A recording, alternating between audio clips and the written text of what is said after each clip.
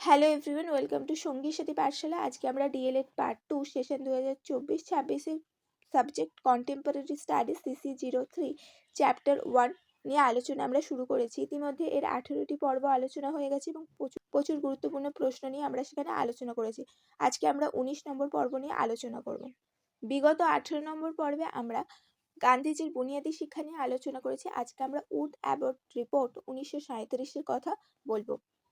আজকে আমাদের প্রথম প্রশ্ন হচ্ছে, উড অ্যাবট রিপোর্ট 1937 বলতে কি বোঝো?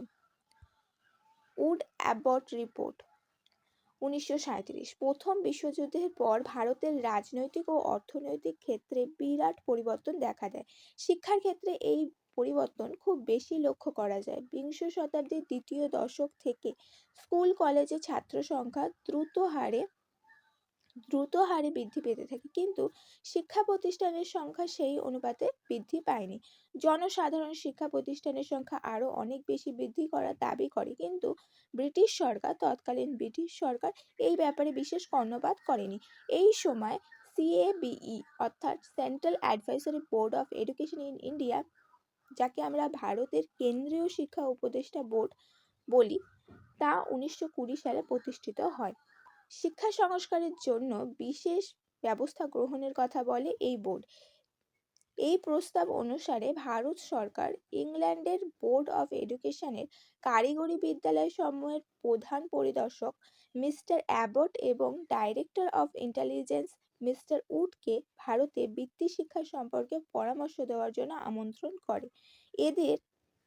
তারা এদেশে এসে শিক্ষার ব্যবস্থার পর্যবেক্ষণ করে।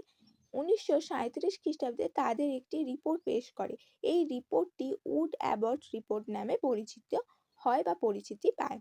তাহলে আমরা দেখছি যে প্রথম বিশ্বযুদ্ধের পর বিংশ শতাব্দী অর্থাৎ 1920 দশকে শিক্ষার হার দ্রুত হারে বৃদ্ধি পাচ্ছিল। সেই সময় স্কুল কলেজের সংখ্যা অনেক কম ছিল, সেই জন্য সাধারণ স্কুলগুলির ওপরে শিক্ষার চাপ বাড়ছিল, ছাত্র সংখ্যা বেশি হয়ে যাচ্ছিল, তো সেইখানে যথাযথভাবে শিক্ষা দেওয়া সম্ভব হচ্ছিল না। এই জন্য ভারতীয় জনগণরা সরকারের কাছে দাবি জানায় যে শিক্ষা প্রতিষ্ঠানের সংখ্যা বৃদ্ধি করতে, কিন্তু প্রথমে ব্রিটিশ সরকার তাতে গুরুত্ব দেয় না। পরবর্তীকালে CABEর প্রভাবে তারা ইংল্যান্ডের বোর্ড অফ এডুকেশন থেকে কারিগরি বিদ্যালয় সমূহের প্রধান পরিদর্শক মিস্টার অ্যাবটকে এবং director of intelligence mister Abbott ও মিস্টার উডকে ভারতের বৃত্তি শিক্ষা সম্পর্কে পরামর্শ দেওয়ার জন্য আমন্ত্রণ করে এবং এদেশের শিক্ষা ব্যবস্থা পর্যালোচনা করে তারা 1937 খ্রিস্টাব্দে রিপোর্ট পেশ করে। এই রিপোর্টটি উড অ্যাবট রিপোর্ট নামে পরিচিত।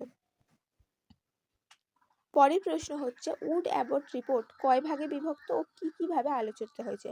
তো উড অ্যাবট রিপোর্ট দুটো ব্যক্তি রয়েছে, এখানে দুটো ভাগে বিভক্ত। প্রথম ভাগ তৈরি করেন মিস্টার উড, যেখানে আছে সাধারণ শিক্ষা ও পরিচালন ব্যবস্থা সংক্রান্ত রিপোর্ট, এবং এই রিপোর্টের দ্বিতীয় ভাগে বৃত্তি শিক্ষা নিয়ে আলোচনা করা হয়েছে, যা তৈরি করেন মিস্টার অ্যাবট। পরের প্রশ্ন হচ্ছে, উড অ্যাবট রিপোর্ট কোন কোন বিষয় নিয়ে আলোচনা করা হয়েছে, বা উড অ্যাবট রিপোর্টের আলোচ্য বিষয় সম্পর্কে লেখো। উড অ্যাবট রিপোর্টের এদের আলোচ্য বিষয় তিন ভাগে বিভক্ত ছিল। প্রথমত, প্রাথমিক, নিম্ন মাধ্যমিক, উচ্চ মাধ্যমিক বিদ্যালয়ের বৃত্তি শিক্ষার ব্যবস্থা করা উচিত কিনা, উচিত হলে কিরূপ ব্যবস্থা নেওয়া উচিত, সেই সংক্রান্ত বিষয় উল্লেখ করা হয়েছিল। দ্বিতীয় ক্ষেত্রে, যে সকল ব্যক্তি ও শিল্প শিক্ষা প্রতিষ্ঠানগুলি আছে তাদের উন্নতি সম্ভব কিনা, না নতুন শিক্ষা প্রতিষ্ঠান স্থাপন করতে হবে, সেই বিষয়ে আলোচনা হয়েছে। তৃতীয়তে রয়েছে গ্রাম অঞ্চলে উপযোগী বৃত্তি শিক্ষার কি ব্যবস্থা হবে, এই বিষয়ে আলোচনা করা হয়েছে। পরের প্রশ্ন হচ্ছে, উড অ্যাবট রিপোর্টের মূল সুপারিশগুলি আলোচনা করো। উড অ্যাবট রিপোর্টের মূল সুপারিশ সমূহ হলো: 1. বৃত্তি শিক্ষার প্রসার। সাধারণ সাহিত্যিক ভিত্তিক শিক্ষার পাশাপাশি কৃষি, শিল্প, বাণিজ্য ও কারিগরি শিক্ষাকে গুরুত্ব দেওয়ার পরামর্শ দেওয়া হয়। শিক্ষাকে জীবিকা ও উৎপাদনের সঙ্গে যুক্ত করার উপর জোর দেওয়া হয়, অর্থাৎ সাধারণ কেবলমাত্র পুঁথিগত বিদ্যার বদলে শিক্ষাকে কর্মজীবনের উপযোগী করে তোলার কথা ভাবা হয়েছিল। 2 হচ্ছে মাধ্যমিক স্তরে দ্বিমুখী ধারা। মাধ্যমিক শিক্ষার ক্ষেত্রে 2টি ধারা চালু প্রস্তাব ছিল। 1 সাধারণ একাডেমিক ধারা এবং 2 হচ্ছে কারিগরি বা বৃত্তিমূলক ধারা, যাতে শিক্ষার্থীরা নিজেদের যোগ্যতা ও আগ্রহ অনুযায়ী পথ বেছে নিতে পারে। পরের পয়েন্ট 3 নম্বর পয়েন্ট হচ্ছে টেকনিক্যাল ও পলিটেকনিক্যাল প্রতিষ্ঠান স্থাপন। বিভিন্ন প্রদেশে কারিগরি বিদ্যালয় ও পলিটেকনিক প্রতিষ্ঠানের সংখ্যা বাড়ানোর সুপারিশ করা হয়, যাতে শিল্পোন্নয়নের জন্য দক্ষ কর্মী তৈরি করা যায়। তো এই সময় এই রিপোর্ট মূলত বৃত্তি কারিগরি শিক্ষার উপর বিশেষ গুরুত্ব দিয়েছিল এবং শিল্প উন্নয়ন ও বৃত্তি শিক্ষার কথাই বেশি করে ভেবেছিল। 4 নম্বর পয়েন্ট হচ্ছে শিল্প শিক্ষা সমন্বয়। শিল্প প্রতিষ্ঠান ও শিক্ষা প্রতিষ্ঠানের মধ্যে ঘনিষ্ঠ সম্পর্ক স্থাপনের কথা বলা হয়। ব্যবহারিক প্রশিক্ষণ চালুর মাধ্যমে শিক্ষার্থীদের হাতে কলমে দক্ষতা অর্জনের সুযোগ দেওয়ার প্রস্তাব ছিল। অর্থাৎ শিল্প প্রতিষ্ঠান এবং শিক্ষা প্রতিষ্ঠানকে সংযুক্ত করে তাদের মধ্যে সম্পর্ক স্থাপনের কথা বলা হয় এবং এর মধ্যে দিয়ে তাদেরকে যেমন শিক্ষার্থীদের যেমন শিক্ষা দানের মধ্যে দিয়ে ব্যবহারিক প্রশিক্ষণ দেওয়া হবে এবং তারা এই বিষয়গুলিতে দক্ষ হয়ে উঠবে এবং পরবর্তীকালে তারা কাজেতে নিযুক্ত হতে পারবে। পরের পয়েন্ট হচ্ছে কর্মসংস্থানমুখী পাঠ্যক্রম। পাঠ্যক্রমকে এমনভাবে সাজানোর সুপারিশ হয় যাতে শিক্ষার্থীরা বিদ্যালয় শেষে সরাসরি কর্মক্ষেত্রে প্রবেশ করতে পারে। অত্যন্ত গুরুত্বপূর্ণ বিষয় ছিল যে এই সময় পাঠ্যক্রমকে এমনভাবে সাজানোর কথা বলেছিল যাতে শিক্ষার্থীরা বিদ্যালয়ের শেষে পরবর্তী আবার নতুন করে কোনো কোর্স বা অন্য কিছু করতে না হয়, তারা সরাসরি বিদ্যালয়ের পরবর্তীকালে কোনো কর্মসংস্থানে যুক্ত হতে পারবে। নেক্সট পয়েন্ট হচ্ছে শিক্ষক প্রশিক্ষণ। কারিগরি শিক্ষার জন্য বিশেষভাবে প্রশিক্ষিত শিক্ষক নিয়োগ ও প্রশিক্ষণ ব্যবস্থা গড়ে তোলার উপর গুরুত্ব দেওয়া হয়েছিল।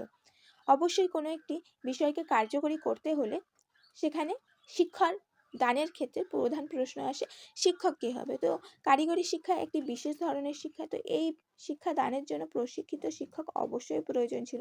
সেই জন্যে তারা প্রশিক্ষণের ব্যবস্থা ও প্রশিক্ষিত শিক্ষক দিয়ে শিক্ষাদানের বিষয়টির উপর গুরুত্ব দিয়েছিল।